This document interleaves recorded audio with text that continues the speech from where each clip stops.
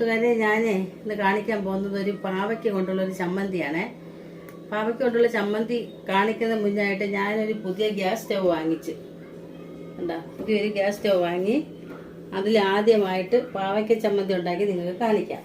വേണ്ടത് ഒരു വെള്ള പാവയ്ക്ക, നാടൻ പാവയ്ക്കാണ് നല്ലത്. ഇതിപ്പോൾ നാടൻ പാവയ്ക്കല്ല, ഞാൻ കടയിൽ നിന്ന് വാങ്ങിയതാണ്. ഒരു വെള്ള പാവയ്ക്ക, പിന്നെ മഞ്ഞൾപ്പൊടി വേണം, കടുക്, ഉലുവ, കായം, വിനാഗിരി, ഉഴുന്ന് പരിപ്പ്, കുറച്ച് പുളി, വാളംപുളി, മുളക് പൊടി, ഇതൊക്കെയാണ് ഇത് ഇത്രയും വേണ്ടത്.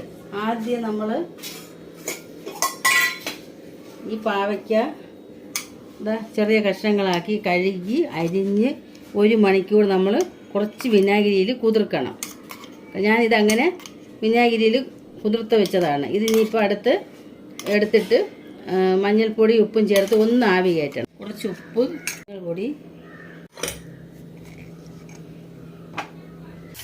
ഒന്ന് നമ്മൾ പാവയ്ക്ക നല്ലവണ്ണം ആവി കയറിയിട്ടുണ്ട്. ആവി കയറി ഒന്ന് വെന്തിട്ടുണ്ട്. ഈ ചമ്മന്തി ഷുഗറുകാർക്ക് ദോശയുടെ കൂടെയും ചപ്പാത്തിയുടെ കൂടെയും ചോറിൻ്റെ കൂടെ എല്ലാം കഴിക്കണം. ഇനി അടുത്തതായിട്ട് ഇത് ആവി കയറ്റിയ പാവയ്ക്ക ഒരു മിക്സി ജാറിനകത്തിട്ട് കുറച്ച് പുളിയുമായിട്ട് വെള്ളം ചേർക്കാതെ അരച്ചെടുക്കണം.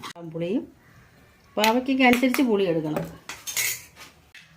ഇങ്ങനെ അരിഞ്ഞിട്ടുണ്ട്. ഈ പരുവത്തിൽ ഇങ്ങനെ അരച്ചെടുക്കണം. പാൻ അടുപ്പി വെച്ചിട്ട് എണ്ണ ഒഴിക്കുകയാണ്. കുറച്ച് നല്ലെണ്ണ, കുറച്ച് ഉലുവ, കുറച്ച് കടുക്,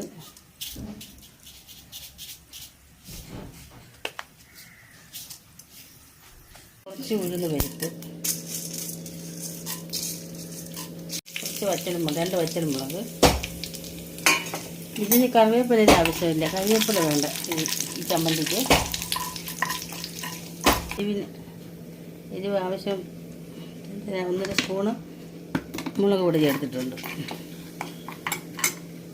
തീ ഓഫ് ചെയ്തില്ല, കരിയാൻ സാധ്യതയുള്ളത്. തീ ഓഫ് ചെയ്ത് മുളക് പൊടി നല്ലോണം മൂക്കുമ്പോൾ ഇതിടണം, അരച്ച പാവയ്ക്ക.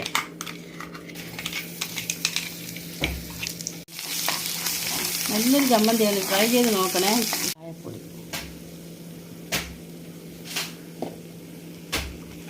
ബാലൻസ് ചെയ്യാൻ വേണ്ടിയിട്ട് ഒരു ശകലം പഞ്ചസാര. പഞ്ചസാര ഓപ്ഷനിലാണ്, വേണമെങ്കിൽ ചേർക്കാം, ഇത് ചേർക്കണ്ട. പോലെങ്കിൽ ലാസ്റ്റ് ഉപ്പ് ചേർക്കാം. ഈ ചമ്മന്തി എല്ലാവരും ട്രൈ ചെയ്ത് നോക്കണം. നമ്മൾ വിനാഗിരിക്കകത്ത് 1 മണിക്കൂർ